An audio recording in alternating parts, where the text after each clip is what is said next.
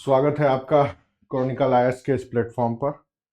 मैं डॉक्टर ओमकार नाथ। हम लोग बातचीत कर रहे हैं यूपीपीसीएस मेंस के उत्तर कैसे लिखें, और इसी क्रम में आज हमारा यह 7वीं क्लास है और आज हम लोग बातचीत करेंगे निबंध के एक पेपर की। निबंध में क्या, कैसे, किस तरह, पहले बहुत सारी बातें हो चुकी हैं। सीधे मुद्दे पर आ जाते हैं। मुद्दा है, यूपी में 3 सेक्शन में आते हैं निबंध, पता ही होगा। पहले में लिटरेचर है, कल्चर है और सोसाइटी है। दूसरे में आपका सोशल है, पॉलिटिकल है और फिर अन्य और चीज़ें हैं।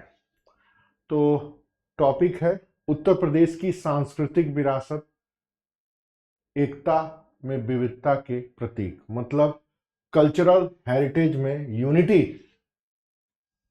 डाइवर्सिटी में यूनिटी कैसे आता है।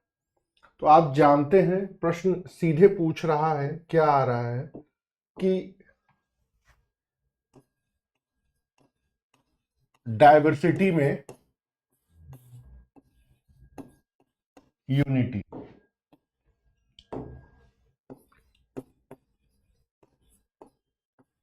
स्पेशली उत्तर प्रदेश भी हमने जोड़ दिया है। अब ये ऐसे लिखना है। मैंने आपको पहले बताया है कि सबसे पहले आप इंट्रो लिखेंगे, परिचय, और इसकी वर्ड लिमिट आपके पास होनी चाहिए। परिचय में लगभग आप 50 से 75 वर्ड लेके जाएंगे। अभी क्या होता है, मैं फॉर्मेट बना रहा हूं, सिर्फ देख लीजिए। फिर उसके बाद से आप बताएंगे कि यूनिटी इन डाइवर्सिटी के इंडिकेटर क्या है, और फिर इसमें आप बताएंगे कि कैसे हमारी डाइवर्सिटी है। तो एक बताएंगे कि हमारी कॉमन कल्चर वाला एक पार्ट है। निबंध की भाषा में कहें ऐसे कि, तो जो किताबों में गंगा यमुना तहजीब, फिर उसके साथ साथ अन्य और चीजें जैसे वास्तुकला या आर्किटेक्ट या अन्य और चीजें। फिर आप बताएंगे कि लैंग्वेज डाइवर्सिटी कैसे है। ठीक उसी के साथ साथ भाषाई के बाद फिर मेले, जो भी फेयर्स होते हैं, डाइवर्सिटी हमारे रिलीजियस कल्चर के अलावा डेली अन्य और चीजें हैं, खान पान, वस्त्र, वेशभूषा और भी कई तरह की चीजें। तो ये हमारी डाइवर्सिटी है। अब उसके बाद से आप बताएंगे यहां पे लोग कैसे जुड़े होते हैं,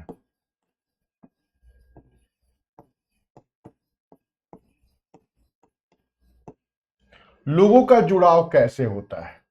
फिर इसके बाद पैराग्राफ चेंज करके, अगर उत्तर प्रदेश में पूछा है तो उत्तर प्रदेश की जीवन शैली ये कैसी है, कैसे इससे जुड़ी हुई है, और फिर उसके बाद आप बताएंगे कि उत्तर प्रदेश में ऐसा क्या है जो दूसरों से अलग करता है। तो उत्तर प्रदेश एक कल्चरल स्टेट है। और फिर आप यहां पर इसको कर देंगे कंक्लूड। 700 से 800 शब्द बोला गया है, तो अप्रोक्सीमेट आपका उत्तर 750 वर्ड के आसपास होना चाहिए। वर्ड लिमिट बहुत मायने रखता है। ये डिटेल्ड एनालिसिस है, तो यहां पर आप 250 से 300 वर्ड को काउंट करेंगे। फिर यहां पर जो बाकी वर्ड है उसको लेके आएंगे और लगभग 75 वर्ड इसमें डालेंगे, और यहां पर आप देख लीजिए कितना जा रहा है, उसी हिसाब से जो बच रहा है। तो ये ऐसे का फ्रेमवर्क है। एक क्या, यूनिटी इन डाइवर्सिटी में सबसे पहले इंट्रो का पार्ट लिखेंगे, फिर उसके बाद बताएंगे कि डाइवर्सिटी कहाँ है। तो कॉमन कल्चर में है, गंगा यमुना तहजीब में है, आर्किटेक्ट में है, लैंग्वेजेस में है, फेयर्स में है। फिर ये डाइवर्सिटी हमारे डेली फूड कल्चर में है, और भी बहुत सारी चीजें हैं, क्राफ्ट में है, रिलीजियस कोऑर्डिनेशंस में है। यही डाइवर्सिटी है कि इतने टाइप्स के लोग रहते हैं। फिर आप बताएंगे लोग कैसे जुड़े हैं, कि हम सारे लोग एक दूसरे के संस्कृति का सम्मान करते हैं, एक दूसरे के संस्कृति को अपनाते हैं, जुड़े हुए हैं। प्रदेश की जीवन शैली, तो उत्तर प्रदेश में इतने लोग पाए जाते हैं। ये 4 अलग अलग कल्चर का एक बेल्ट माना जाता है। पूर्वांचल का अलग है, बुंदेलखंड का अलग है, ठीक है। फिर उसके बाद से हरित प्रदेश या पश्चिमी उत्तर प्रदेश का अलग है। तो ये सारी चीजें हैं। और फिर उत्तर प्रदेश एक सांस्कृतिक राज्य है। क्यों? क्योंकि इतने मेले होते हैं, इतने महोत्सव होते हैं, इतने दर्शनीय स्थल हैं। अयोध्या है, फिर काशी है, फिर मथुरा है। मथुरा में अकेले 80 मेले लगते हैं। और फिर आप कंक्लूड करेंगे, देखेंगे। तो मैंने यही सारी चीजें यहाँ लिखी है। सबसे पहले आपको इंट्रो देना है कि UP is a cultural state, 50 से 75 वर्ड। फिर आप बताएंगे कि यूनिटी इन डाइवर्सिटी और एक कल्चरल हेरिटेज कैसे आता है। तो यहाँ पैरा चेंज करेंगे। ध्यान रखिएगा, पहले पन्ने में हमेशा कितने वो पैराग्राफ आते हैं, ये ध्यान रखने की जरूरत है। मैं यहां पर आपको बताता हूं, ध्यान रखिए। ये आपकी कॉपी है, ये पहला पन्ना, ये दूसरा पन्ना, ये तीसरा पन्ना,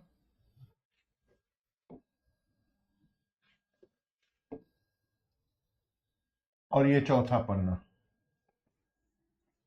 इस पहले पन्ने में इंट्रोडक्शन, ये यूपीपीएससी, यूपीपीएससी, यूपीपीएससी, यूपीपीएससी। तो सबसे पहले यहां इंट्रो शुरू करेंगे। इंट्रो के बाद दूसरा पैरा यहां और तीसरा पैरा यहां। 3 से ज्यादा नहीं होनी चाहिए, मिनिमम 2, मैक्सिमम 3। जब कोई चारा ना बचे तो 4। इसके अलावा ना यहां पर डायग्राम लिखने की जरूरत है, ना पॉइंट में लिखने की जरूरत है। निबंध या ऐसे आपके आइडियोलॉजी को एक्सटेंड करने का एक माध्यम है। तो पहले में मिनिमम 2, 3 तो होना ही चाहिए। दूसरे में आप चाहे जहां से शुरू करें, एक यहां और एक यहां। तीसरे में भी 2 हो तो बेहतर। लेकिन जब आप कंक्लूड करते हैं तो उसमें या तो 1 पैरा डाले, या 2 डाले, या 3 डाले। बट आयोग मान के चलता है कि यहां पर आपने अगर एक पेज में 200 वर्ड दिया तो 200, 2 400 और 2 600। और फिर आप यहां पर लगभग 150 में इसको निपटा दे। 750, 45 मिनट आपके पास टाइम है। 15 मिनट फॉर्मेटिंग करने के लिए। यहां पे एक चीज तो ये है। दूसरी जो सबसे बड़ी गलतियां बच्चे करते हैं पैराग्राफ में, मान लीजिए आप यहां से शुरू करते हैं लिखना और यहां आपका राइटिंग खत्म होता है, तो कहते हैं बच्चे यहां से शुरू करें। नहीं, ये गलत तरीका है। जिसने भी ये आपको बताया है वो गलत, उन्होंने गलत बताया है। मुखर्जी नगर, राजेंद्र नगर के एक पॉपुलर टीचर ने ये कल्चर डेवलप किया। आप न्यूज़पेपर देखिए, आप सारे बुक्स को देखिए, आप एनसीईआरटी को बुक्स देखिए। ध्यान दीजिएगा, अगर कोई भी है, पैराग्राफ मैनेजमेंट कैसे दिखता है ये थोड़ा ध्यान दीजिएगा। जैसे यहां से लिखना शुरू किया और मान लीजिए यहां पर खत्म हुआ, तो आपका उत्तर यहीं से, यहां से शुरू होगा, यहां से नहीं होगा, यहां से होगा। ये ध्यान रखिएगा। नहीं तो आप किसी भी बुक्स को उठा करके देखिए, न्यूज़पेपर को उठा के देखिए, कॉलम बने होते हैं और मैक्सिमम इतनी जगह छोड़ी जाती है। उससे ज्यादा अगर आपने जगह छोड़ा होता तो कुछ नहीं है, बट ये तरीका नहीं है। तो ये चीजें हैं। और कंक्लूड करने के बाद इसमें कोई अगर आपको स्लोगन लिखना है, किसी के दोहे लिखने हैं, तो दोहे लिखना है ना, तो इतने से इतने के बीच में लिखिए, यहां पे ऐसे। कुछ लोग शेरो शायरी भी लिख देते हैं, कुछ लोग स्लोगन्स भी देखते हैं, तो पूरे पैरा में नहीं, इतने बीच में ही लिखिए, जैसे जो भी आपको लिखना है। जैसे आगे हम लोग पढ़ेंगे, जैसे बिहार में रीजनल आता है, मूस मुटई है, लोढ़ा हुई है, वहां भी मैंने अलग डिफाइन किया है। तो ये स्ट्रक्चर होता है और इसी स्ट्रक्चर पर आपको लिखना होता है। कुछ जो मेरे हैंड रिटन लिखे हुए हैं ऐसे, मैं यहाँ पर उसको पीडीएफ में लगाऊंगा भी, बट थोड़ा सा मैं आपको बता दूं। तो ये रहेगा, आज के बाद से जो भी आप ऐसे लिखेंगे या लिखेंगी, तो यही वर्ड काउंट करना है। पहले में 3 पैरा कंपलसरी है, ठीक है। कुछ लोग पूरे पेज पर एक ही लिखते हैं, नहीं, कम से कम मिनिमम 2 आपको जाना चाहिए। तो पहले में 3 पैरा, दूसरे में मिनिमम 2, 3 हो तो भी चलेगा, पर 3 से ज्यादा ना हो सकता है यहां पर अगर आपको जरूरत लग रहा है 45 मिनट में और अच्छा लिखना चाहते हैं जो कि आप लिख नहीं पाएंगे, तो 2 पैरा भी ले सकते हैं, बट इतना, और लिखने के बाद जहां पर हो जाए तो ऐसे। दूसरा, अगर आपको रफ करना है तो कॉपी के पीछे किया करिए और उसको काट दीजिए रफ लिख करके। अब तो जगह भी बन के आता है, तो ये ध्यान रखिएगा। तो ये दिमाग में रखे रखिएगा, और हमेशा ये लगभग सारे ऐसे पे यूटिलाइज होगा। तो डाइवर्सिटी में यूनिटी कैसी है, तो इंट्रो होना चाहिए कि भारत या इंडिया डाइवर्सिटी का भी एक सबसे बड़ा कैरेक्टर माना जाता है कल्चरल एस्पेक्ट से, उसमें एक यूपी भी है, फलाना ठिकाना। फिर आप ये बताएंगे कि डाइवर्सिटी कैसे है, तो एनसीईआरटी की किताब में दिया है। और फिर हम कैसे एक दूसरे से जुड़े हैं, तो यहां पर सारी आपको बनावटी बातें लिखनी होगी कि हम होली भी मनाते हैं, ईद भी मनाते हैं, क्रिसमस भी मनाते हैं। फिर प्रदेश में कैसे यह रिफ्लेक्ट होता है, तो यूपी की कल्चरल एस्पेक्ट को उठा के डालेंगे कि यहाँ इतने मेले हैं, इतने महोत्सव हैं, ऐसे ऐसे चीजें होती हैं, हम कल्चरल स्टेट कैसे हैं, और फिर कंक्लूड कर दीजिए। यही बात मैंने यहाँ कही है। प्लस दे के लिखने का मतलब यही है कि कंपोजिट कल्चर, गंगा यमुना तहजीब, art, architect, folk music, dance, food and clothing, कैसे और क्राफ्ट, ये सब एक ही में जोड़ के जाना है। यहाँ पैराग्राफ बदलने की जरूरत नहीं है। लेकिन अगर आप जीएस में जा रहे हैं या यही क्वेश्चन जीएस में लिखना हो कि समझाइए कि उत्तर प्रदेश में डाइवर्सिटी में यूनिटी कैसे होती है, तब आपको यही चीजें आपको सीधे सीधे पॉइंट्स में लिखने होगी। वहां पे पैराग्राफ लिखने की जरूरत नहीं है, लिख भी सकते लेकिन अच्छा नहीं माना जाता, ठीक। फिर उसके बाद पैरा चेंज करेंगे कि हाउ पीपुल आर पार्टिसिपेटरी, इसको एक्सप्लेन करेंगे 150 वर्ड में। ध्यान रखिएगा, वर्ड लिमिट का मैनेजमेंट बहुत जरूरी है। 98% आप बच्चे लोग वर्ड लिमिट को मैनेज नहीं कर पाते हैं। सब कुछ जानने के बाद भी अगर आपकी सोच, आपकी समझ और आपकी विचारधारा कॉपी पर नहीं उतरती है, तो आपका 100% एवोल्यूशन सक्सेसफुली नहीं हो पाएगा। फिर उसके बाद से बताएंगे कि how this manifesting in the life style of the UP, इसको रिव्यू करना है। ध्यान रखिएगा, एक्सप्लेन करना, रिव्यू करना, एनालिसिस करना, कमेंट करना, ये सब थॉट्स होते हैं। तो यहां पर आपको रिव्यू करना है, मतलब बताना है कैसे, ठीक है। यहां एक्सप्लेन करना है, तो यहां भी बताना है कि हाँ ऐसे ऐसे होता है। रिव्यू का मतलब यहां मूल्यांकन हो गया। और फिर आप बताएंगे एनालिसिस करके कि UP is a cultural state, कैसे है सांस्कृतिक राज्य, एनालिसिस करिए। तो बहुत ज्यादा फैक्ट डालने की संभावना नहीं है, यहां पर आपको सिर्फ बताना है। और UP brings alive the culture of India, मतलब भारत की संस्कृति को जीवंत करता है प्रदेश। ये एक कंक्लूजन है। कंक्लूजन किसी भी रूप में हो सकता है, जो सिर्फ आपको पॉजिटिव वे में दिखाना है कि भारत की संस्कृति को जीवंत करता है उत्तर प्रदेश, भारत की संस्कृति का हृदय है उत्तर प्रदेश। भारत की विविधता देखना हो तो उत्तर प्रदेश में देखा जाए। भारत की संस्कृति की एक सशक्त अभिव्यक्ति को प्रतीक करता है उत्तर प्रदेश, और इसी को थोड़ा सा एक्सप्लेन कर देना, कंक्लूड करना बहुत जरूरी है। इंट्रो, एनालिसिस, एक्सप्लेनेशन, एनालिसिस या कमेंट, और लास्ट में कंक्लूजन। अगर आपके आंसर में इंट्रो नहीं मिलता है, कंक्लूजन नहीं मिलता है, तो आपका ऐसे परफेक्ट नहीं माना जाएगा। बहुत ज्यादा ज्ञान की जरूरत यहां नहीं है, बस आपके थॉट्स आना चाहिए। हाँ, कुछ और चीजें मैं बता दूं, ऐसे की जो सबसे बड़ी विशेषता है कि एक तो यहां पर क्या खोजा जाता है। कोई भी आप निबंध लिखते हैं तो निबंध आपकी थॉट, आपकी अंडरस्टैंडिंग, आपकी आइडियोलॉजी, आपकी आइडियोलॉजी का डायरेक्शन, आपके नॉलेज की लिमिट,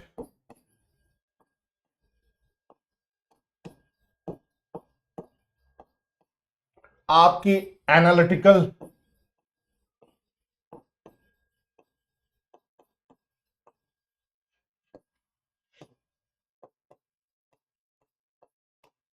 और फिर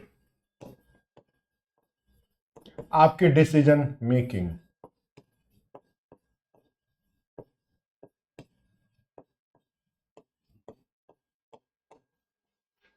ये सारी चीजें रिफ्लेक्ट होती हैं ऐसे में। एग्जामिनर यही देखना चाहता है, आपकी अंडरस्टैंडिंग, आपकी थिंकिंग, आपकी आइडियोलॉजी। अब मान लीजिए आप किसी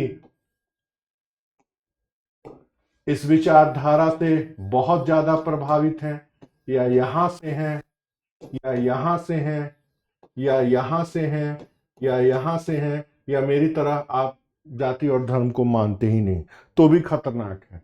यहां पर दिखाता है कि आप पॉजिटिव हैं या निगेटिव हैं। तो यहां पर आपको इनसे अलग रहना है, पूर्वाग्रह दिखाना भी नहीं है। अगर आप देख लेंगे कि उत्तर प्रदेश एक सांप्रदायिक राज्य है, बिल्कुल है। उत्तर प्रदेश दंगों की दृष्टि से सबसे ज्यादा संवेदनशील है, बिल्कुल है। 1980 के संसदीय कमेटी की रिपोर्ट में उत्तर प्रदेश को एक दंगा राज्य कहा गया, बिल्कुल है। इंदिरा गांधी के टाइम पीरियड पर गृह मंत्रालय की रिपोर्ट ने यह बात कही थी कि भारत में सबसे ज्यादा अपराधी उत्तर प्रदेश में बसते हैं, बिल्कुल सही बात है। ये सारी बातों को आपको इग्नोर मारना है, क्योंकि डिप्लोमेट बनना है, ब्यूरोक्रेट बनना है, तो अपने अंदर ब्यूरोक्रेटिक अप्रोच लेके आइए। कई बार बच्चे न्यूज़पेपर में पढ़ते हैं, टीवी देखते हैं या सोशल मीडिया पर वो सारी चीजें लिखाते हैं। यही अंतर होता है एक नॉर्मल स्टूडेंट में, एक खोजी पत्रकार में और एक ब्यूरोक्रेट में।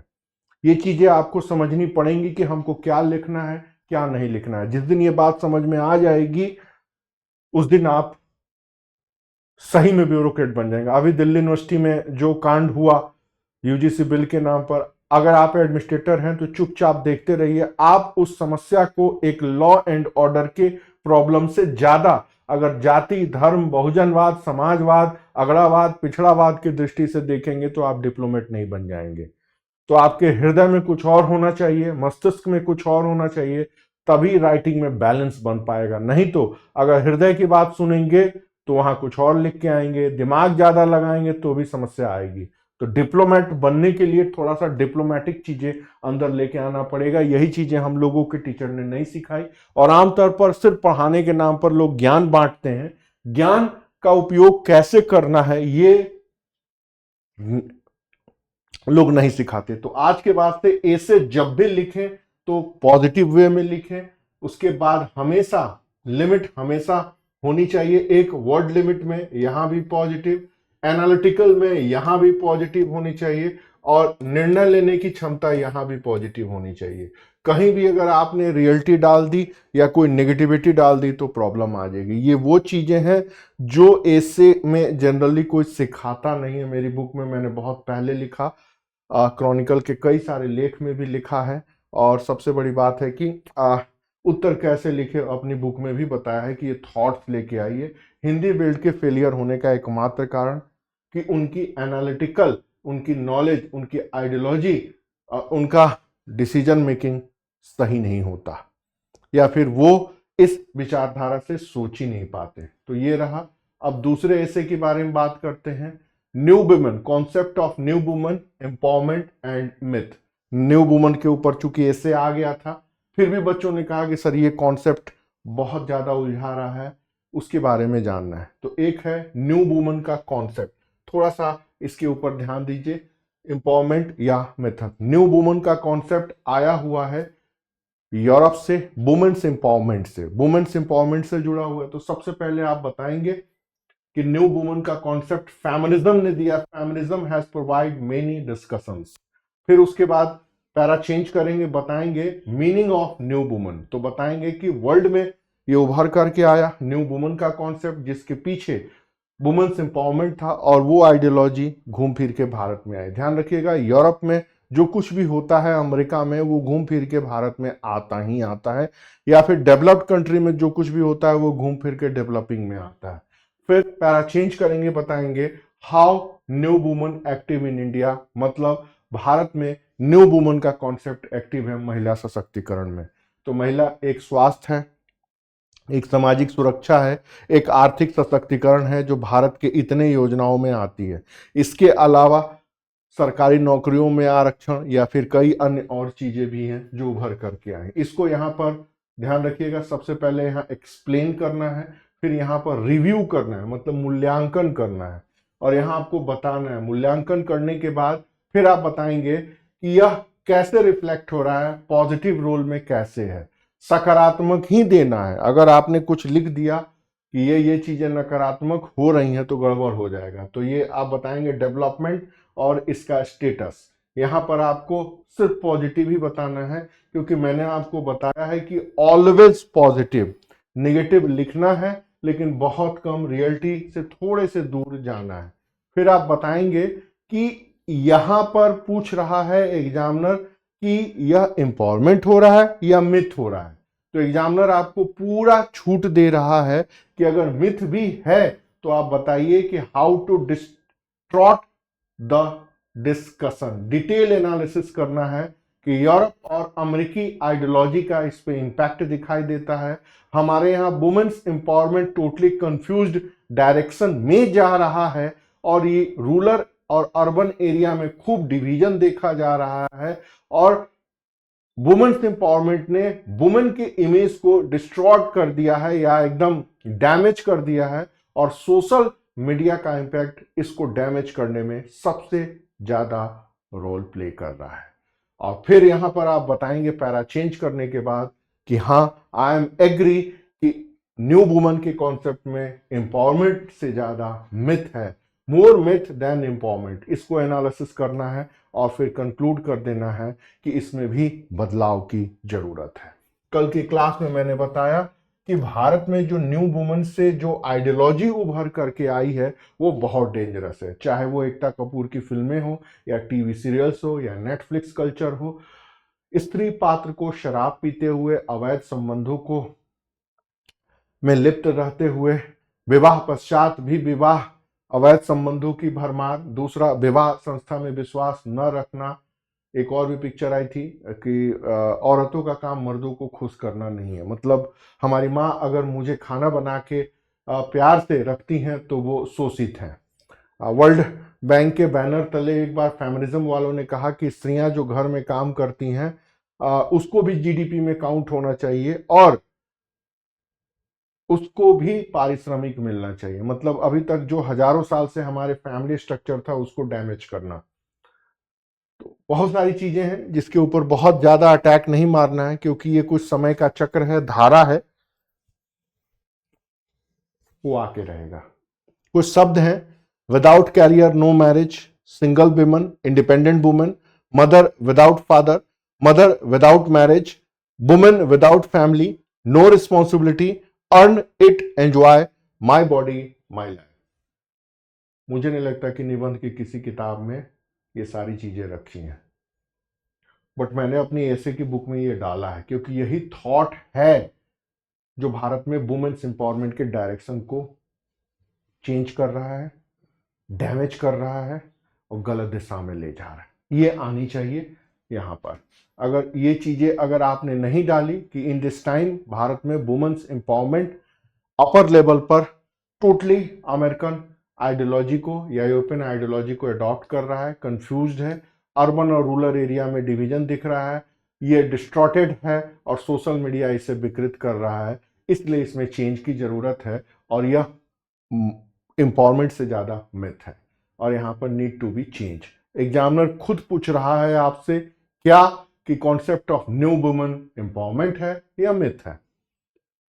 समझ में आया? इतना आसान नहीं है भी उत्तर प्रदेश के ऐसे को लिख लेना इजी वे में।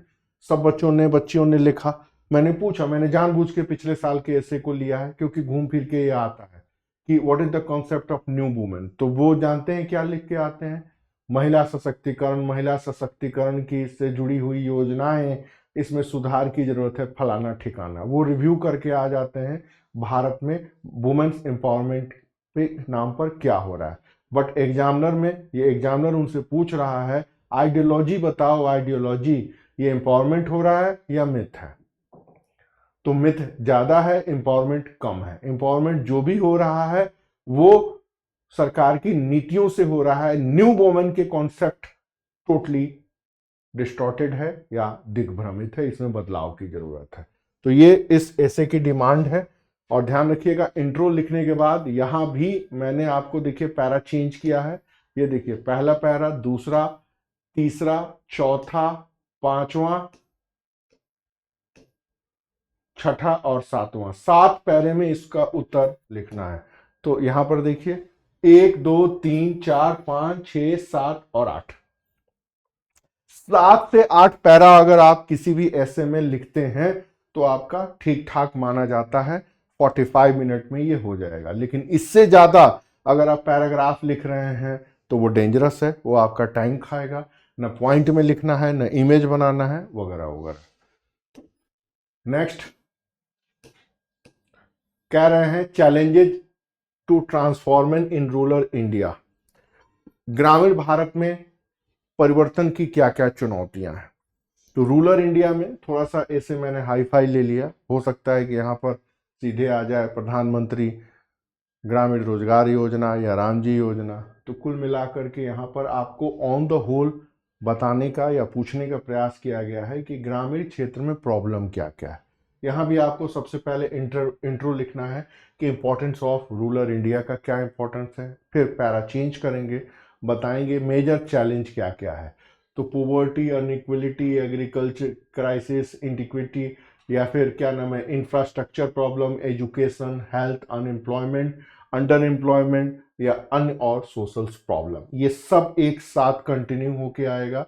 और फिर आप बताएंगे डिजायर फॉर कंपल्सरी माइग्रेशन, या फिर यही कारण है कि गांव के लोग गांव में नहीं रहना चाहते हैं, वो कम पैसे में ही कमा के शहरों में रहना चाहते हैं।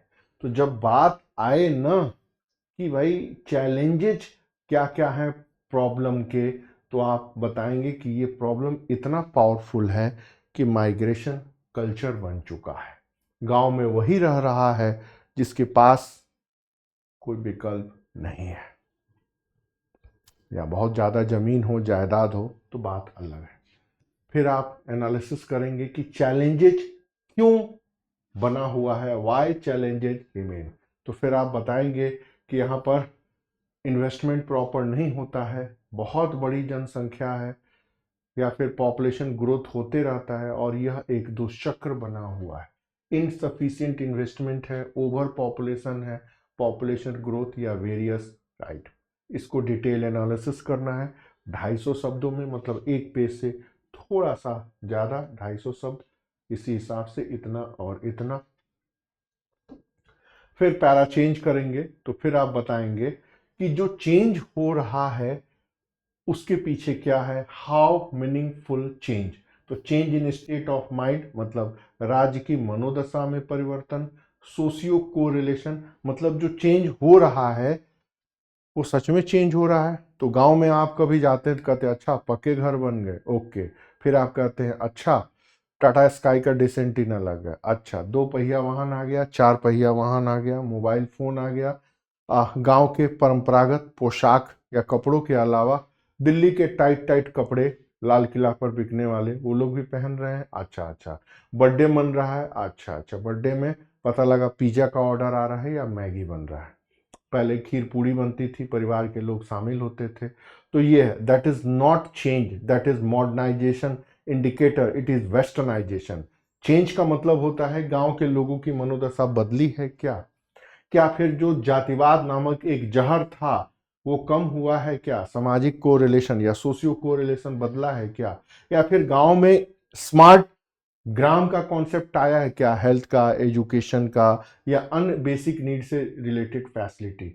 फिर सोशल सेक्टर में बदलाव हुए हैं क्या, महिलाओं के प्रति, जाति के प्रति, सामाजिक बुराइयों के प्रति, दहेज के प्रति, मतलब change in state of mind, socio correlation, smart village and other social sector. इसको डिटेल एनालिसिस में जब इस परिप्रेक्ष्य से देखेंगे तो आपको दिखाई देगा कि गांव में अभी भी वेस्टर्नाइजेशन का असर ज़्यादा दिख रहा है, पॉजिटिव रोल थोड़ा कम दिखाई दे रहा है, बहुत ज़्यादा आक्रामक नहीं होना है।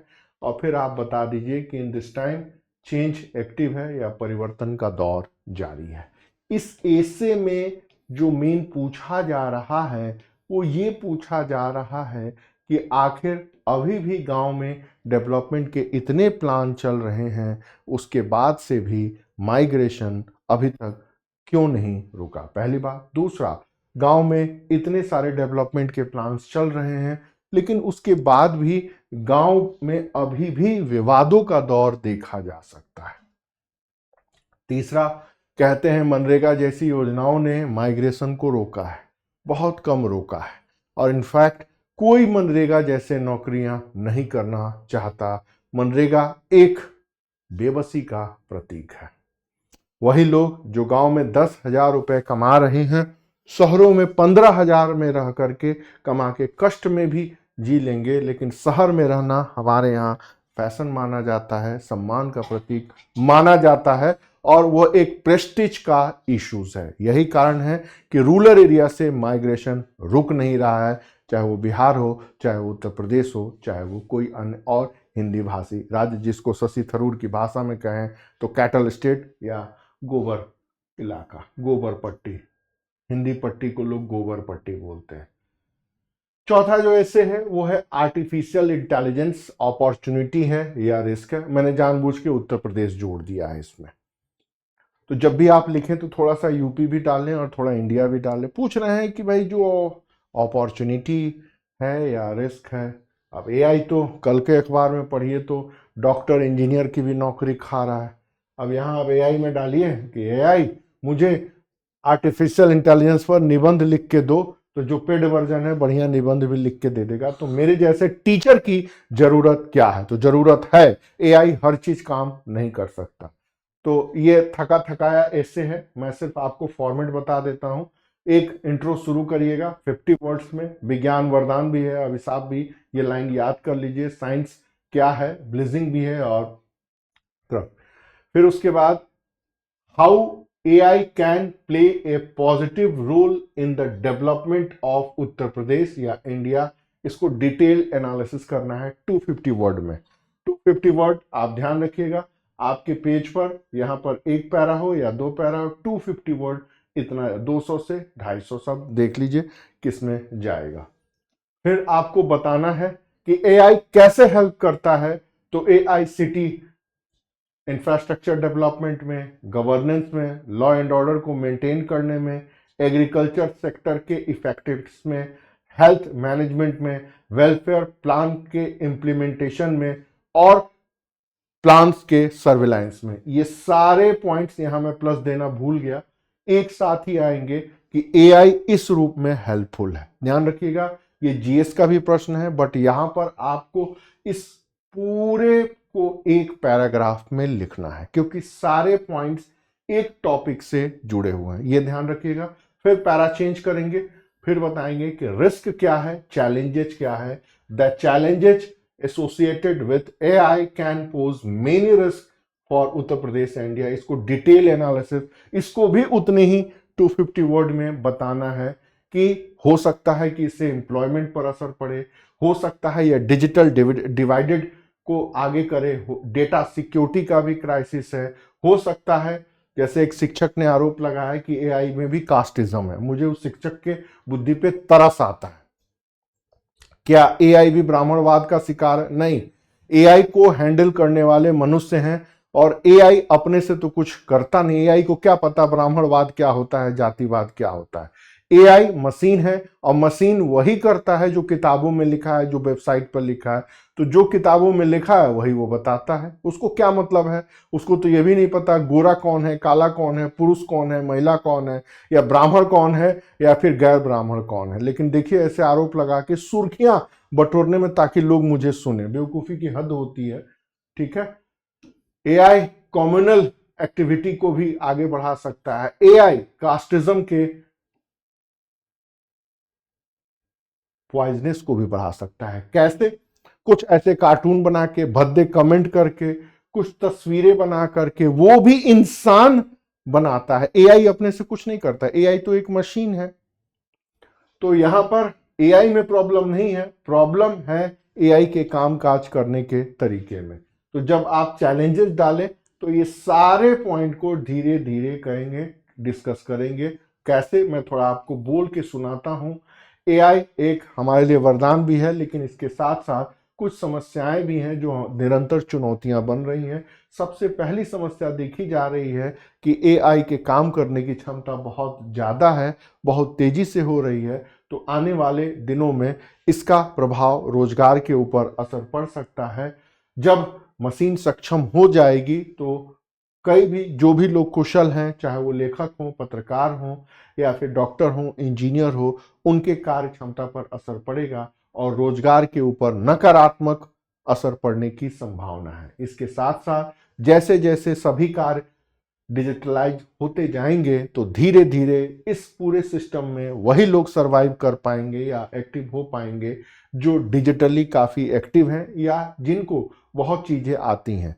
तो भारत जैसे देश में डिजिटलाइजेशन का मतलब सिर्फ मोबाइल ट्रांजैक्शन से ही समझा जाता है। वहाँ पर सारी गतिविधियाँ, सभी गतिविधियाँ जब डिजिटलाइज होने लगेंगी तो फिर एक नई समस्या उभर के आ सकती है, जिसको हम लोग डिजिटल डिवाइडेड या डिजिटल अंतर कहते हैं। लेकिन यह अंतर कम भी हो सकता है। कई ऐसे कार्यक्रम चल रहे हैं, लेकिन यहाँ पर यह समस्या बढ़ती जा रही है। फिर लिखेंगे इसके साथ साथ डिजिटलाइजेशन में सभी व्यक्तियों के डेटाज धीरे धीरे आएंगे, उनकी सोच, उनकी समझ भी समस्या बन सकती है। इस समस्या को या इस समस्या को कहा डेटा सिक्योरिटी से जोड़ सकते हैं कि इसका कहीं दुरुपयोग ना हो। खासकर फोरेंसिक साइंस में इसके दुरुपयोग होने की पूरी आशंका बनी हुई है। ठीक इसी के साथ साथ भारत में जितनी विविधता है, भारत में विविधता में भी विविधता देखी जाती है। तो कहीं ऐसा ना हो कि एआई बायस्ड होके बिहेव करने लगे या पूर्वाग्रहपूर्ण व्यवहार करने लगे, जिससे समाज की खाइयां और बड़ी हों। इन दिनों हमने देखा है कि डीप फेक जैसे फर्जीवाड़ा वीडियोस बना के किस प्रकार चुनाव में कैंपेनिंग की गई। सिर्फ बिहार के चुनाव में या उत्तर प्रदेश के चुनाव में 8,000 से भी ज़्यादा फर्जी वीडियो डीप फेक के देखे गए।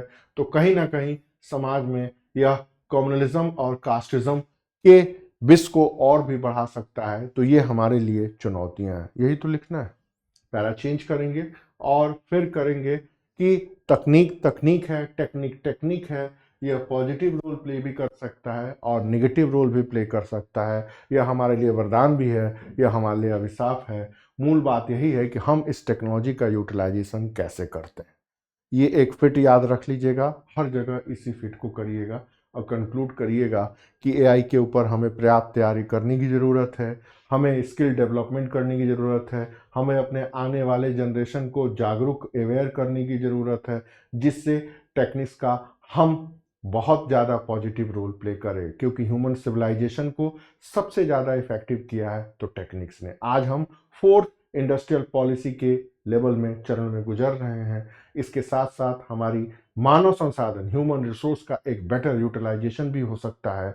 तो ह्यूमन रिसोर्स एक नेगेटिविटी या एक बैरियर या एक बोझ के रूप में भी आ सकता है। यह हमारे ऊपर निर्भर करता है कि हम अपने रिसोर्स को बेहतर तरीके से कैसे इम्प्लीमेंट कर सकते हैं। तो एआई हमारे लिए पॉजिटिविटी और निगेटिविटी के साथ चैलेंजेस के एस्पेक्ट भी कवर किए हुए हैं।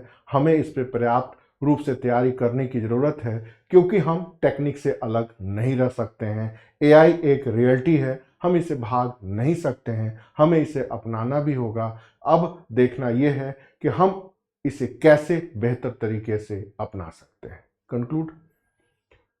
अब थोड़ा आते हैं रियलिटी के बारे में। हमारे पीएम साहब कह रहे हैं कि कोई असर नहीं पड़ेगा, उनका काम है बोलना। साइंस एंड टेक के मिनिस्टर्स भी कहते हैं। थोड़ा बाहर जाइए, एलन मस्क क्या कह रहे हैं? कह रहे हैं अगले 5 साल में 30% नौकरियां खा जाएगा एआई। दूसरा, मैं सिर्फ आपको ऑर्गेनाइजेशन का नाम बता रहा हूं। एलन मस्क ने निगेटिव कमेंट किया, वर्ल्ड बैंक निगेटिव कर चुका है, इंटरनेशनल मॉनेटरी फंड कर चुका है, फूड एंड एग्रीकल्चर कर चुका है, यूएनडीपी के मंच से प्रॉब्लम आ चुकी है, यूरोपियन यूनियन कर चुका है, एशियन डेवलपमेंट कर चुका है, और हमारे यहाँ आरबीआई चुप, फाइनेंस मिनिस्ट्री चुप, पीएम साहब चुप, सीएम साहब चुप। मुझे आज भी याद है कि एक मेरे अमेरिकी मित्र या परिचित जिनका नाम है राजीव मल्होत्रा, आप देख सकते हैं, ब्रेकिंग इंडिया फोर्सेस इनकी मशहूर किताब है। इन्होंने आर्टिफिशियल इंटेलिजेंस पर किताब लिखी और ये पीएम और सीएम उत्तर प्रदेश दोनों को गिफ्ट किया और बताए कि चाइना हमसे 10 साल आगे चल रहा है और आने वाले टाइम पीरियड में आपको आईटीआई में ये रिफॉर्म करना है, इंजीनियरिंग कॉलेज में ये रिफॉर्म करना है और अपने ह्यूमन रिसोर्स को ऐसे बढ़ाना है। एक अमेरिका टेक्सास से आदमी यहाँ आया और शोध करके बताया कि भारत में एजुकेशन का लेवल ऐसे ऐसे चल रहा है। पीएम साहब का क्या हुआ मुझे नहीं पता, बट यूपी में जो कुछ हो जाता है पता है, क्योंकि ब्यूरोक्रेसी में बहुत लोग परिचित हैं। उन्हीं लोगों ने बताया कि भारत में इतना बड़ा वैज्ञानिक आया, एक तो 2 दिन लग गए उसको सीएम से मिलने में। वो आदमी डायरेक्ट बिल क्लिंटन से मिल सकता है एक फोन पे, लेकिन उत्तर प्रदेश में 2 दिन लग गए। 2 दिन के बाद सीएम साहब उनसे मिले, 2 घंटे उनकी बातें सुनी। सब चीजें सुनने के बाद उन्होंने कहा ठीक है हम काम करेंगे, बट हमारी प्रायोरिटी अभी लॉ एंड ऑर्डर को मेंटेन करने में है और उत्तर प्रदेश को अपराध मुक्त बनाने में है, तो पहले हम इस पे ध्यान देंगे, इस पे बाद में देंगे।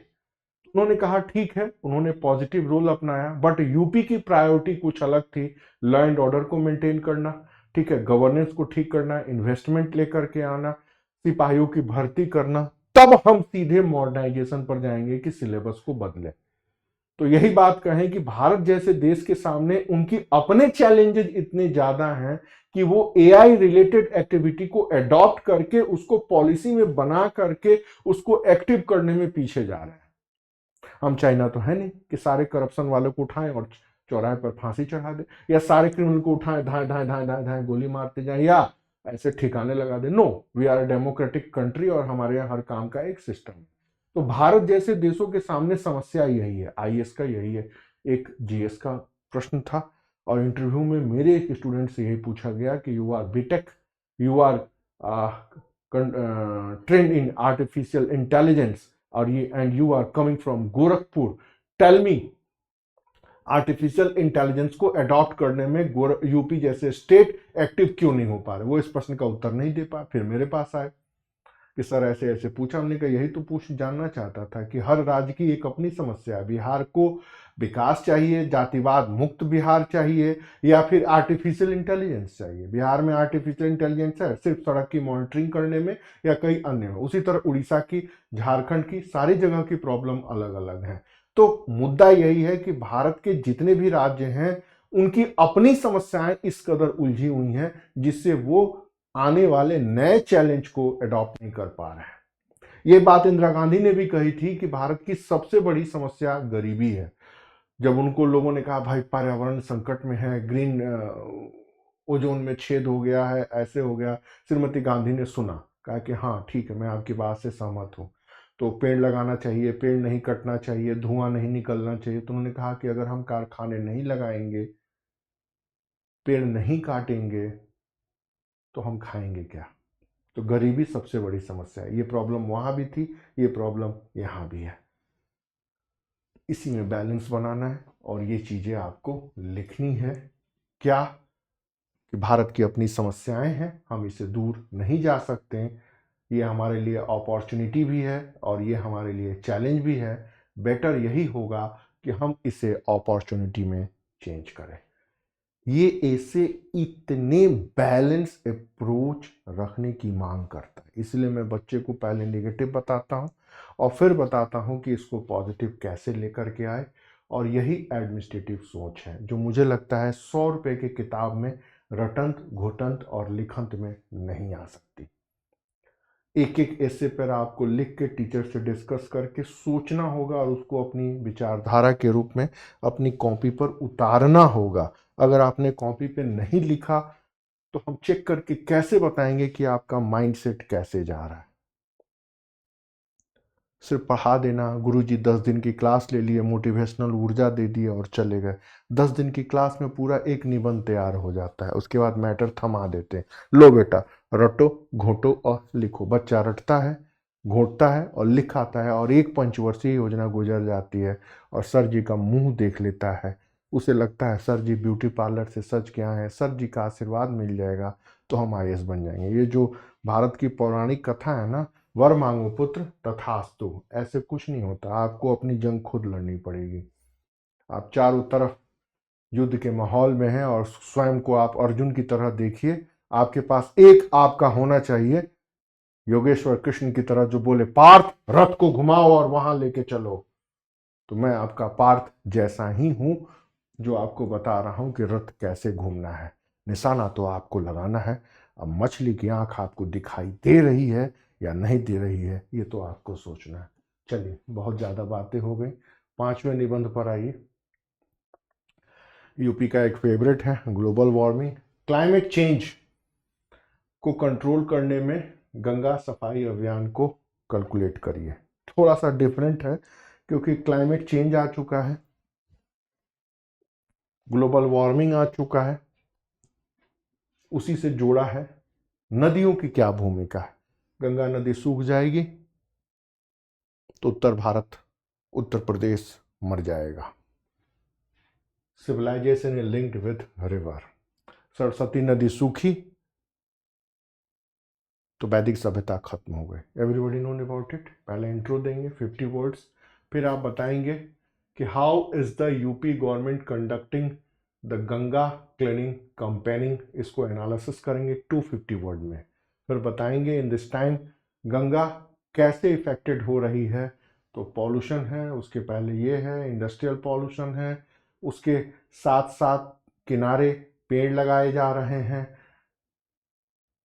कछुए छोड़े जा रहे हैं, बायोडाइवर्सिटी प्रोटेक्शन और सेफ ड्रिंकिंग वाटर का प्लान चल रहा है कि कैंपेनिंग ऐसे चल रही है। और यहाँ पर बहुत ज़्यादा फैक्ट लिखने की ज़रूरत नहीं है, सारे इश्यूज को कॉमा दे दे के एक्सप्लेन करना है, पैरा चेंज करना है कि how the two campaigning depute the solution of climate change. Global warming या जलवायु परिवर्तन की समस्या के शॉर्ट आउट में यह कैसे पार्टिसिपेट कर रहा है। तो आप बताएंगे कि फॉरेस्ट्री में ग्रोथ हो रहा है, बायोडाइवर्सिटी का प्रोटेक्शन हो रहा है, इकोलॉजी इन्वायरमेंट हो रहा है, जो कोस्टल्स एरिया हैं वहाँ पर प्रोटेक्शन हो रहा है, जितने डिजीज हैं उन पे कंट्रोल हो रहा है और ये फूड सिक्योरिटी में भी पार्टिसिपेट कर रहा है। उसके किनारे कैसे चीज़ें हैं, बनावटी बातें करनी है। फिर आप बताएंगे Ganga is the mother of civilisation of India and Indianness rise in it. Ganga सभ्यता की जननी है, भारतीयता का निवास इसमें है। रियलिटी ये है कि प्रदूषण जो सरकार की रिपोर्ट आई है, मैं थोड़ा सा उसके ऊपर आपको बता देता हूँ।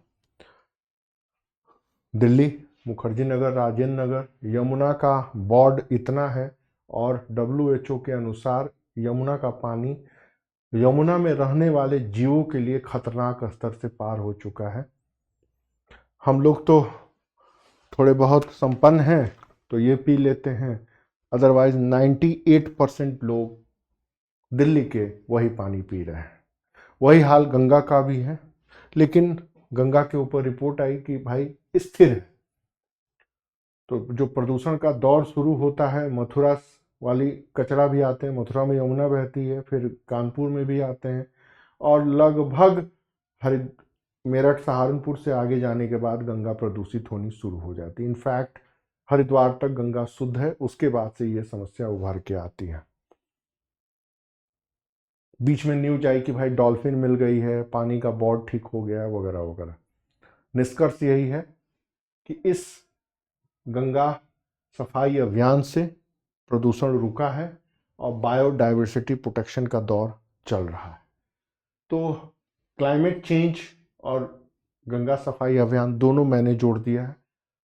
दोनों जोड़ करके पूछे जाने की पूरी संभावना है, क्योंकि इसको लेकर के एक कॉन्फ्रेंस हुई और उन्होंने कहा कि गंगा सफाई अभियान सिर्फ गंगा सफाई अभियान भी नहीं है, यह पर्यावरण संरक्षण में भी उतना ही मेजर रोल प्ले कर रहा है और यह क्लाइमेट चेंज में भी प्रोटेक्ट करने में यूजफुल हो रहा है। तो बस इतना ही। आगे देखिए, डिजिटल इंडिया एक प्लान से आता है यूपी में, तो फिर पूछ रहा है इंक्लूसिव ग्रोथ का इंडिकेटर है या अनइक्वलिटी को बढ़ा रहा है। मैंने आपको फिर बताया कि इसमें भी आपके अप्रोच वही होना चाहिए, आपकी अंडरस्टैंडिंग, आपकी थिंकिंग ऑलवेज पॉजिटिव होनी चाहिए। तो अब इस पॉइंट्स को ध्यान में रखिए और हमेशा याद रखिएगा कि डिजिटल डिवाइडेड आपके देश में बढ़ रहा है, लेकिन हमें इसको पॉजिटिव करना होगा। सबसे पहले इंट्रो डालिएगा, digital India communication is the strong media of inclusions, मतलब समावेशी विकास का एक शक्तिशाली माध्यम है डिजिटल इंडिया। पैरा चेंज करेंगे, यहाँ पर आपको डिटेल एनालिसिस करना है।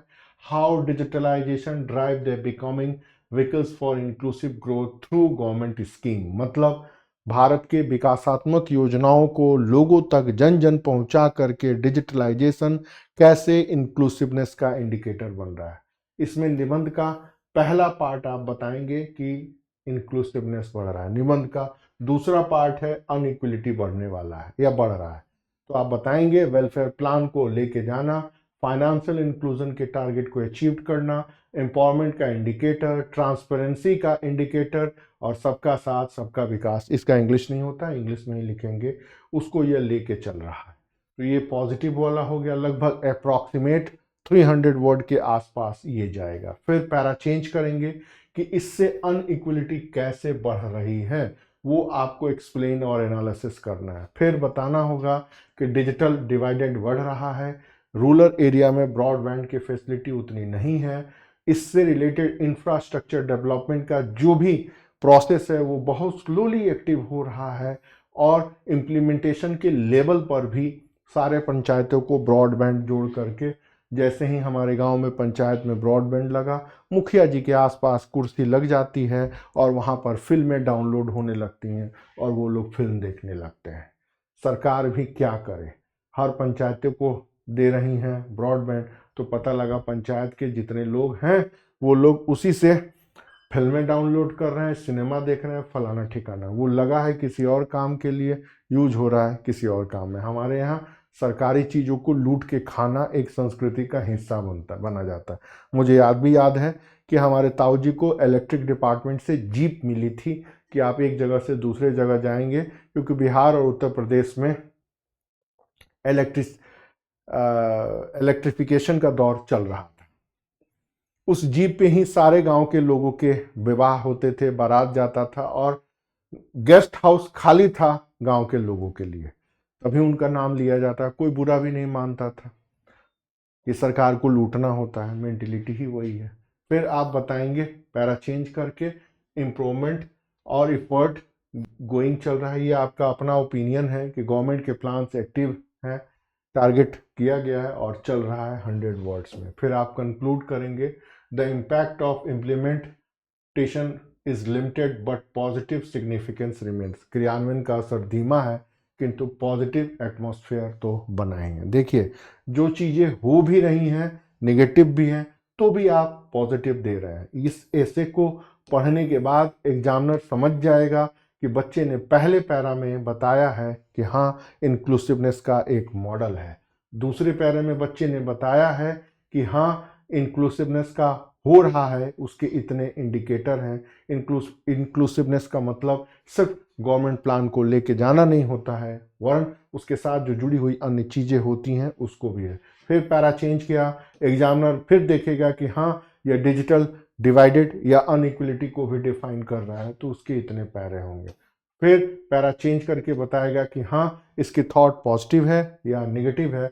इट मीन्स रिफॉर्म का वे, रिफॉर्म का स्टाइल, रिफॉर्म के अप्रोच पॉजिटिव है। फिर बच्चा कंक्लूड भी कर रहा है कि हाँ ये हो रहा है, हमें पॉजिटिव उम्मीद करनी चाहिए। आपको वो नहीं बताना है कि मुखिया जी के घर पे वीडियो डाउनलोड हो रहा है और ब्रॉडबैंड सारे गड़बड़ हो रहे हैं, तार तक काट के ले जाके उत्तर प्रदेश में जब बेच देते हैं तो अब क्या कहेंगे। अगले हिस्से को देखिए। अगले हिस्से है 7वां है स्टार्टअप इंडिया युवाओं के लिए यूपी में फ्यूचर। मैंने यूपी से भी जोड़ दिया है ताकि आपको कहीं भी अवरोध उत्पन्न ना हो। स्टार्टअप के बारे में है, क्या है कैसे है, तो right initiative of the golden youth future. मैं आपको बता दूं, भारत में स्टार्टअप के फेलियर होने का दर वर्ल्ड में सबसे ज्यादा है। 60 से 80% स्टार्टअप फेलियर हो जाते हैं। क्या करेंगे। और भारत में आपको अगर कोई समस्या है, फेसबुक पर लिख दीजिए मुझे सरदर्द हो रहा है, आधे घंटे में आपका सरदर्द ठीक हो जाएगा सिर्फ सुझाव पढ़ के। भारत में एक ही चीज मुफ्त में मिलती है, वो है सुझाव। आप सिर्फ अपनी प्रॉब्लम कहिए ना, तुरंत आपको लोग सजेशन दे देंगे। थोड़ा सा मेरे हार्ट में पेन हो रहा है, तो आप बताएंगे अच्छा ऐसे हो रहा है, तो क्यों हो रहा है उसके भी 10 कारण बता देंगे, और उसको कैसे सॉर्ट आउट करना है उसको भी 10 कारण बता देंगे। हर दूसरा आदमी यहाँ एक्सपर्ट बैठा है, हेल्थ का अलग एक्सपर्ट है, पॉलिटिका अलग है, अमेरिका में क्या हो रहा है वो अलग है। जब भारत जैसे देश में स्टार्टअप का फेलियरनेस का परसेंटेज इतना है तो फिर क्यों, कैसे। अब यहीं पर आपके माइंडसेट या आपके एडमिनिस्ट्रेटिव अप्रोच सामने आता है कि चाहे जो हो जाए गवर्नमेंट ऑफ इंडिया इसको इम्प्लीमेंट कर रही है, तो हमें इसके बारे में पॉजिटिव ही लिखना है और हमें इसके नेगेटिव को पॉजिटिव में बदलना है। थॉट यही रखिए आगे। तो आप बताइए कि यूथ के पॉजिटिव रोल के लिए स्टार्टअप एक राइट इनिशिएटिव है, right initiative of the golden youth future. फिर आप बताएंगे पूरे देश में या प्रदेश में कैसे लागू है। Why is startup India implement in Uttar Pradesh and why was it implement of UP government. ये 2 वर्ड लिमिट है, आपको बताना है डिटेल्ड एनालिसिस में क्या क्या करना है कि इसको एक्टिव करने का एम्बिशंस क्या है। दूसरा, यूथ के फ्यूचर्स के बारे में। फिर यंग टैलेंटेड लोगों को मेजरमेंट करने में कैसे इसका यूटिलाइजेशन हो सकता है। सबको एम्प्लॉयमेंट देने का एक मीडियम भी है और ये आत्मनिर्भर प्रदेश और आत्मनिर्भर भारत का एक माध्यम है। सब एक एक पॉइंट को आप डिस्कस कर देंगे, हो जाएगा। पैरा चेंज करेंगे कि स्टार्टअप कैसे इंप्लीमेंट हो रहा है, या government how is startup scheme implement in UP, government schemes and initiative policy. मतलब स्टार्टअप कैसे इंप्लीमेंट हो रहा है वो चीजें बतानी है कि गवर्नमेंट फाइनेंशियल सपोर्ट कर रही है, इनोवेशन स्कीम्स ला रही है, कई सारे पॉलिसीज भी हैं, जोन बने हुए हैं और अदर फैसिलिटीज भी दी जा रही है। वुमेन्स को अलग फैसिलिटी दी गई है और आर्टिफिशियल इंटेलिजेंस का भी प्रयोग किया जा रहा है स्टार्टअप के लिए। तो इस पैरा में यही आप बताएंगे, डिटेल्ड एनालिसिस लगभग अराउंड 150 वर्ड्स। फिर आप बताएंगे अचीवमेंट्स क्या रही है। तो यहाँ पर कुछ डाटाज अगर आपको याद है तो टू मच बेटर। डाटाज का प्रयोग थोड़ा सा पॉजिटिव रोल प्ले करता है। क्या है, इतने लिस्टेड हैं, ये पॉलिसी चल रही है, ठीक है, इतने वुमेन्स महिलाओं के द्वारा एक्टिव किया जा रहा है। 2025 तक 5000 नए स्टार्टअप को एक्टिव करने की जरूरत है और 14,000 स्टार्टअप यूपी में एक्टिव है। क्योंकि जीएस में मुझे पढ़ाना होता है, रट्टा मारना होता है, तो कुछ लिख देंगे तो बेहतर होगा, उससे आपका आंसर प्रैक्टिकल हो जाएगा। बट मत लिखिएगा कि राष्ट्रीय विफलता दर 80 से 90% है। अगर ये लिखिएगा तो समस्या आ जाएगी। ये मैंने लिखा है यहाँ, इसको कट करना मैं भूल गया। तो अब इसका लिखने में भी ये सब सारी चीजें आपको प्रिकॉशन लेनी पड़ेगी। तो ये एक पहल है। और फिर आप बताइए कि अटेम्प्ट जारी रहेगा, effort need to be continue. इसको नहीं लिखना है, आप कहिए कि हाँ स्टार्टअप में अचीवमेंट भी रहा है, कुछ फेलियर भी हुए हैं, लेकिन वो चुनौती है, हमें इस फेलियरनेस को पॉजिटिव रोल में रोकना है और एक पॉजिटिव रोल देना है। सच्चाई क्या है थोड़ा सा मैं आपको बता दूं, थोड़ा सा जान के आश्चर्य होंगे। सच्चाई सुन लीजिए। हमारे यहाँ जो आईआईटी में पढ़ाई जाती है ना, वो फ्रांस के 6ठे से 9वीं क्लास का सिलेबस है।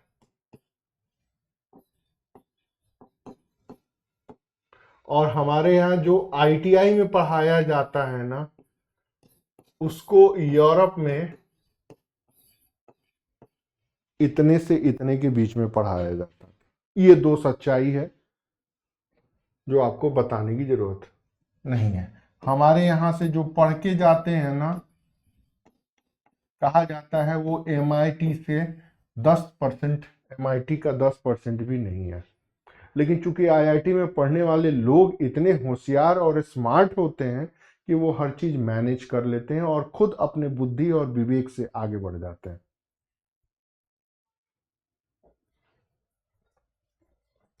ये सच्चाई है। तो क्या इसको लिखेंगे क्या?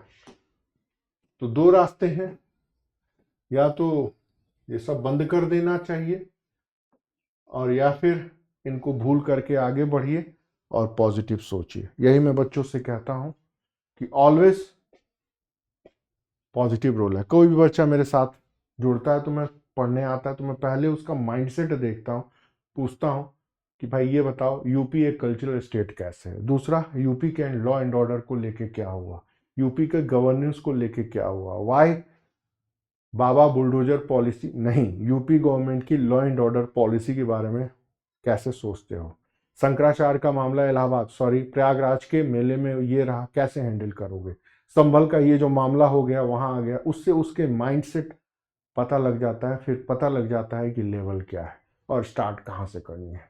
A person who don't know about it, what is the meaning of artificial intelligence and what is the startup India and what is the utilization of startup India, then how can he write essay in 750 word within 45 minutes? Possible ही नहीं।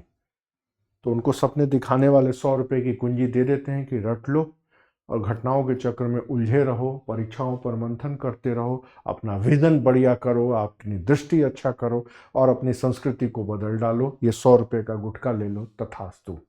और बच्चे उनके भ्रम में आ जाते हैं। आप सब लोग में से भी 90% इसी भ्रम में है, कभी भी ये सोचने का प्रयास नहीं करते कि प्रॉब्लम कहाँ है सिलेक्शन ना होने में। मैं बार बार यही कहता हूं कि हम कंटेंट नहीं दे रहे हैं, हम सिखा रहे हैं आपको लिखना कैसे है। और जिस दिन आपके समझ में आ जाएगा कि इसका क्या इंपॉर्टेंस है, एक बार में सिलेक्शन होगा। फिर आप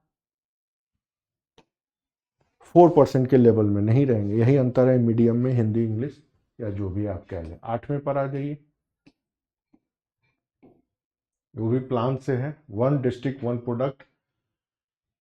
लोकल इकोनॉमी को स्ट्रॉन्ग करने में क्या रोल प्ले करता है। यूपी गवर्नमेंट का सबसे महत्वाकांक्षी योजनाओं में से एक, जो पहले से भी चल रहा था लेकिन इसको एक बेस दिया गया कि एक डिस्ट्रिक्ट में क्या। तो मैंने देखा कि भाई हमारे इलाहाबाद हो, मेरे प्रयागराज के बारे में क्या लिखा है।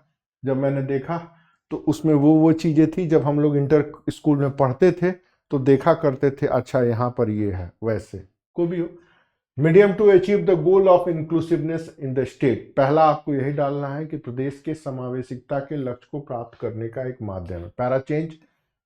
फिर आप बताएंगे कि ODOP को क्यों इंप्लीमेंट किया जा रहा है, क्यों। इस क्यों का उत्तर बच्चे के पास नहीं है। इंटरव्यू चल रहा था, मैंने बच्चों से पूछा, अभी बैच में कल की बात है, कि ये बताओ तुम्हारा घर मथुरा, अच्छा योर नेम, तो विकास कुमार, ये बताओ 1 डिस्ट्रिक्ट 1 प्रोडक्ट क्यों इंप्लीमेंट हो रहा। तो कहा सर विकास के लिए ऐसे वैसे। तो हमने कहा इसके पहले क्या था। तो सर इसके पहले पता नहीं। क्यों? क्योंकि वो रट्टू तोते की तरह बन करके आ गया। और जब मैंने उसका उत्तर बताया, बोला सर ये तो मुझे पता था। हमने कहा पता तो सबको रहता है, निकलता नहीं है। तो 15 मिनट के इंटरव्यू में निकल जाए या मेंस के 3 घंटे में निकल जाए तो आपका सिलेक्शन हो गया, नहीं निकला तो फिर दिक्कत आ जाती है। तो गवर्नमेंट का एम्बिशन क्या है, गवर्नमेंट की डेवलपमेंट पॉलिसी क्या है, या फिर स्टेट के रिसोर्सेस का यूटिलाइजेशन कैसे हो रहा है, इंक्लूसिवनेस की पहुंच कैसे हो रही है, और सबका साथ सबका विकास का एक मीडियम है। और एक हमेशा याद रखिएगा, उत्तर प्रदेश को उत्तम प्रदेश बनाने का मंत्र या यंत्र या साधन या मार्ग है। तो उत्तम प्रदेश आत्मनिर्भर प्रदेश की स्थापना में सहायक। इस चीज को आपको थोड़ा सा डिटेल एनालिसिस करना है। How is the UP government implement this scheme and what is this object. Para change करेंगे, फिर बताएंगे कि यह कैसे इंप्लीमेंट हो रहा है, how it is implemented as a development policy of UP. फिर आप बताएंगे गवर्नमेंट की स्ट्रेटजी, गवर्नमेंट क्या मेजर रोल प्ले कर रही है। पैरा चेंज 100 वर्ड में पैरा चेंज करेंगे कि क्या रोल प्ले कर रहा है। अब यहां पर आपको रिव्यू या एनालिसिस करना है कि एम्प्लॉयमेंट का, इनकम को इंक्रीज करने का, ब्रांडिंग का, मार्केटिंग का, वैल्यू एडेड करने का, प्राइस के वैल्यू एडेड करने का, स्किल डेवलपमेंट का, एक्सपोर्ट का, एक्सपोर्ट के रीजनल अनबैलेंस को दूर करने का एक इफेक्टिव माध्यम है। ये वो चीजें हैं जो जीएस में भी इंप्लीमेंट होती हैं पॉइंट में, यहां भी इंप्लीमेंट होती हैं, बट जीएस में पॉइंट में लिखना होता है, यहां आपको पैराग्राफ में लिखना होता है। तो अच्छी अच्छी बातें लिखने के बाद फिर आप बताएंगे कि यह डेवलप्ड यूपी में एक इंडिकेटर है, it's help in developing in the economy, अर्थव्यवस्था को विकसित करने में इसकी भूमिका है। इससे उत्तर प्रदेश उत्तम प्रदेश बनेगा, इससे उत्तर प्रदेश एक विकसित राज्यों की श्रेणी में लगभग आने को आतुर है, या लगभग है, ये तो मानना पड़ेगा। और इससे सबका साथ सबका विकास का एक एम्बिशन गेन किया जा सकता है। तो ये कंक्लूजन है, 50 से 75 वर्ड में आप लिख डालिए। और लास्ट ऐसे है सस्टेनेबल एग्रीकल्चर यूपी में कैसे यूजफुल है। मैंने सबको यूपी से जोड़ दिया है, हो सकता है सस्टेनेबल एग्रीकल्चर आ जाए। तो आपकी कोशिश होनी चाहिए कि अगर आप बिहार का ऐसे लिख रहे हैं तो बिहार के बारे में कुछ लिखें, यूपी का ऐसे लिख रहे हैं तो यूपी के बारे में भी कुछ लिखें। तो क्या है sustainable agriculture, tech innovation of UP agriculture के बारे में। सबसे पहले आप बताएंगे उत्तर प्रदेश एक एग्रीकल्चर बेस्ड है, उसके लिए एक वरदान है, boon for the agriculture system of UP. Para change, फिर आपको यही बताना होगा how this system implement in UP, which scheme are being implemented. तो आप बताएंगे ड्रोन से हो रही है, कहाँ हमारे बैल, हमारे किसान और ड्रोन से खेती होगी, चलिए खुश हो जाइए। फिर स्मार्ट इरिगेशन, कहाँ हमारे इंद्रदेव के वर्षा और स्मार्ट। फिर सॉइल को देखा जा रहा है, जीपीएस का प्रयोग हो रहा है, एग्रो स्टार्टअप हो रहा है, घूम फिर के आना पड़ेगा ही पड़ेगा, खैर आपको लिखना है। फिर यूपी की इकोनॉमी में इस टेक्नोलॉजी के इनिशिएटिव से क्या इम्पैक्ट हुआ है, ये आपको 150 में लिखना है, how this tech initiative could impact UP. फिर हमारे फार्मर इससे कैसे इफेक्टेड हो रहे हैं, तो हमारा इनकम इंक्रीज कर रहा है, प्रोडक्टिविटी बढ़ रही है, फिर हमारे प्रोडक्ट का क्वालिटी बढ़ रहा है, हमारे वाटर और सॉइल का प्रोटेक्शन हो रहा है, और हम मार्केट तक इजी वे में पहुंच पा रहे हैं। लगभग 150 वर्ड में इसको डिफाइन करना है। फिर थोड़ा सा बताएंगे 100 वर्ड में what could be the major, sorry 2 बार मेजर ले, चैलेंजेस एंड प्रॉब्लम। तो बताएंगे कि प्रॉब्लम क्या हो रही है और कंक्लूड कर देंगे कि हमारे उत्तर प्रदेश के फार्मर इससे हेल्पफुल हो रहे हैं, फार्मर को एक नया नया रास्ता मिला है, और यूपी के एग्रो बेस्ड इंडस्ट्रीज नए सिरे से री एस्टैब्लिश्ड हो रही है, और सबका साथ सबका विकास का एक जो एम्बिशन है वो भी इम्प्लीमेंट हो रहा है। ये सब चिकनी चुपड़ी बातें हैं जो आपको लिखनी है। कहीं आपने दिमाग लगाया कि उत्तर प्रदेश के सिर्फ 4% किसान इससे लाभान्वित हो रहे हैं, उत्तर प्रदेश में 80% किसान सीमांत कृषक हैं जो इस तकनीक से बाहर हैं, उत्तर प्रदेश में कृषि आय का साधन न हो करके जीवन जीने का एक माध्यम है, और भी कई बातें अगर आपने सच्चाई लिखी तो आप सिस्टम से बाहर हो जाएंगे और आप एक बेहतरीन मजदूर यूनियन के लीडर, लेखक, विचारक, समाज में क्रांति लाने वाले, समाज को बदलने वाले अरविंद केजरीवाल बनने का रास्ता आपके लिए खुला है। क्या योगेंद्र यादव बन सकते हैं, वगैरह वगैरह। सिस्टम नहीं चला पाएंगे, सिस्टम को चलाने के लिए बहुत कुछ कॉम्प्रोमाइज करना होता है, सिस्टम के अंदर भी सिस्टम के बाहर भी। तो यहां पर उसी कॉम्प्रोमाइज पॉलिसी को ये देखना चाहते हैं। तो अगर आपने सब चीज सच्चाई लिख दी तो नंबर नहीं मिलेंगे, आपको थोड़ी बहुत नेगेटिव लिख के पॉजिटिव ही ज्यादा लिखना पड़ेगा। वो बताना पड़ेगा कि सस्टेनेबल एग्रीकल्चर में टेक लगा करके हम ऐसे ऐसे कर सकते हैं, और रियलिटी क्या है, यूपी के सिर्फ 4% किसान ही प्रॉफिटेबल है, बाकी सारे लोग इस लेवल से बाहर है।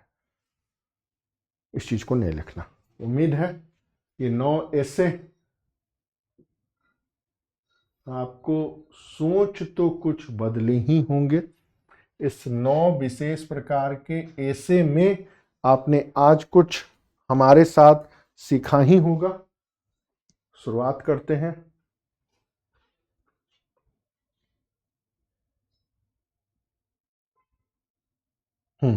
सबसे पहले ऐसे में हम लोगों ने देखा कल्चरल हेरिटेज के बारे में, यूनिटी और डाइवर्सिटी को लेकर के क्या है। इसमें हमने पहले ऐसे को फ्रेम करके भी आपको दिखाया कि चीज़ों को कैसे लिखना है। और आज के बाद से ये माइंडसेट बढ़ा लीजिएगा। पैराग्राफ मैनेजमेंट भी बताया और वर्ड आयोग के अनुसार क्या होता है वो भी बताया। फिर ऐसे आपकी पर्सनालिटी को जज कैसे करता है वो भी आपको बताया। और रियलिटी नहीं लिखनी होती है ये भी आपको बताया। ये याद रखिएगा, रियलिटी लिखेंगे तो नप जाएंगे। फिर उसके बाद हम लोगों ने इसी ऐसे की श्रृंखला कड़ी में दूसरा ऐसे पढ़ा, कॉन्सेप्ट ऑफ न्यू वुमन, और उससे रिलेटेड सारी चीजें याद रखिएगा। इंडियन वुमन में जो कॉन्सेप्ट आया है न्यू वुमन का वो बहुत ही डेंजरस है। फिर तीसरे हिस्से में हम लोगों ने रूरल एरिया में जो मेजर चैलेंजेज हैं उनके बारे में पढ़ा। चौथे हिस्से में हमने आर्टिफिशियल इंटेलिजेंस के बारे में एक माइंडसेट क्लियर किया।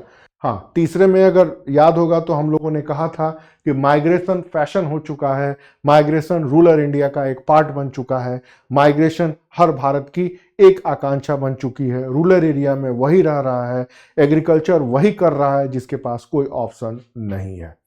आगे फिर देखिए आर्टिफिशियल इंटेलिजेंस, हम फोर्थ इंडस्ट्रियल रिवॉल्यूशन में जी रहे हैं और एआई को अपनाना ही हमारी एक मजबूरी है। विदाउट एआई हम सरवाइव नहीं कर सकते हैं और एआई को इम्प्लीमेंट करना ही है। हमने आपको बताया कि एलन मस्क और अन्य और चीजें कैसे निगेटिविटी को फैला रही हैं या बता रहे हैं, लेकिन उन सबको धीरे से इग्नोर करके आपको बताना पड़ेगा कि AI is option, we have no option. AI एक विकल्प है और हमारे पास कोई विकल्प नहीं है। याद रखिएगा, ये बात मैंने नहीं कही है, ये बात नंदन नीलकेनी ने कही है, रघुराम राजन ने कही है, शशि थरूर ने कही है। मैं जो भी बात बोलता हूं इतने बड़े बड़े लोगों की बातों को उठा के कोटेशन के रूप में आपके सामने रख देता हूं। नेक्स्ट, उसके बाद आपको हमने बताया क्लाइमेट चेंज और गंगा को लेके। तो राम तेरी गंगा मैली आज भी हो रही है, लेकिन यहां पर आपको बताना है कि पॉल्यूशन रुका हुआ है, डॉल्फिन देखी गई, बॉर्ड इतना है और ये चीजें चल रही हैं। ये agriculture development, sustainable development, environment protection, animal protection, biodiversity protection में हेल्पफुल हो रहा है, फलाना ठिकाना। फिर हम लोगों ने डिस्कस किया डिजिटल इंडिया इंक्लूसिवनेस। तो मुखिया जी की बात आपको नहीं बतानी है, बताना है कि हाँ ऐसे बढ़ रहा है, ऐसे आगे बढ़ रहा है, पॉजिटिव रोल यहाँ पर ये है। अनइक्वलिटी भी बढ़ रही है बट धीरे धीरे हम लोग पॉजिटिव गेन कर लेंगे। मुखिया जी के घर पे क्या होता है, गांव के लोग ब्रॉडबैंड का मजा कैसे उठाते हैं। इनफैक्ट शहरों के ऑफिस में भी जो ब्रॉडबैंड लगा है वहां पर पूरे दिन मोबाइल चलते रहता है। इनफैक्ट मेरा बस चले तो मैं सब जगह जैमर लगा दूं और ब्रॉडबैंड का उपयोग सिर्फ उसी काम में हो जो पॉजिटिव रोल है। लेकिन भारत ऑस्ट्रेलिया नहीं है, भारत कोरिया नहीं। फिर उसके बाद से है स्टार्टअप इंडिया। तो स्टार्टअप इंडिया कैसे, याद रखिएगा स्टार्टअप के फेलियर होने का परसेंटेज नहीं लिखना, बस वो सारी बताना है कि स्टार्टअप इंडिया कैसे पॉजिटिव रोल प्ले कर रहा है, कैसे सोसाइटी को आगे बढ़ा रहा है। ये प्रॉब्लम है बट हम इस प्रॉब्लम को दूर कर लेंगे। नेक्स्ट था आपका वन डिस्ट्रिक्ट वन प्रोडक्ट योजना। पहले भी थी, योजना अभी भी है, लेकिन इससे उत्तर प्रदेश उत्तम प्रदेश बनने की ओर है या फिर यूपी को डेवलप्ड स्टेट बनाने में इसका सबसे बड़ा रोल प्ले होना देखा जा सकता है। और फिर लास्ट था सस्टेनेबल एग्रीकल्चर। हाँ जी, ये एग्रीकल्चर सेक्टर को ऐसे डायरेक्शन दे रहा है, इस वे में लेके जा रहा है और बहुत जल्द ऐसे ऐसे चेंज लेके आएगा। लेकिन अगर आपने कह दिया कि यूपी के इतने परसेंट ही जुड़े हैं, 80% किसान बाहर हैं, तो फिर मामला गड़बड़ हो सकता है। तो यही एडमिनिस्ट्रेटिव अप्रोच है। हमेशा ध्यान रखिएगा कि एग्जामिनर ऐसे में आपके थिंकिंग, आपके अंडरस्टैंडिंग, आपकी आइडियोलॉजी की डायरेक्शन, आपके नॉलेज की लिमिट, आपकी एनालिटिकल वे और आपके डिसीजन मेकिंग सब कुछ ऐसे में ऑब्जर्व होता है। और आई थिंक आपके जीएस का सबसे मोस्ट इंपॉर्टेंट पार्ट है ऐसे, जो आपके अंदर एक ब्यूरोक्रेट है या नहीं है इसको कैलकुलेट करता है। और इसी के साथ 10 दिन की क्लास में नहीं डेवलप हो सकता। 100 रुपए की किताब को पढ़ करके आप ऐसे लिख ही नहीं सकते हैं। और हिंदी बेल्ट का रिजल्ट अगर 4% है तो उसके पीछे जिम्मेदार है आपकी पढ़ने की शैली, आपका मेहनत नहीं, आपका परिश्रम नहीं, आपकी क्षमता नहीं। जो बच्चे 10-10 घंटे पढ़ते हैं, 15-15 घंटे पढ़ते हैं, लगभग हड्डी गला देते हैं, आधी जवानी खप जाती है, रिजल्ट नहीं आता। ये पूरी जवानी खप जाती है 35-35 साल तक। कारण you don't know about it. What is the medium? What is the meaning of answer writing? What is the medium of writing? What is the approach of writing? What is the way of writing? What is the thinking of writing? उनको तो यही नहीं पता कि इसे पूछ क्या रहा है और जानना कैसे चाहता है। अगर मनरेगा सिर्फ लिखा हुआ है तो आईएएस और पीसीएस का ऐसे का मनरेगा स्टाइल अलग होगा, दैनिक जागरण और जनसत्ता में लिखा जाने वाला मनरेगा अलग होगा, किसी पब्लिक प्लेस पर दिया जाने वाला स्पीच अलग होगा, बीजेपी और कांग्रेस के मंच पर दिया जाने वाला अप्रोच अलग होगा। तो अप्रोच ही नहीं पता तो लिखेंगे कैसे? हम यहाँ प्रश्न का उत्तर नहीं दे रहे हैं, हम आपको सिखा रहे हैं उत्तर कैसे लिखें। मर्जी है आपकी, जुड़े या टाटा। Thank you.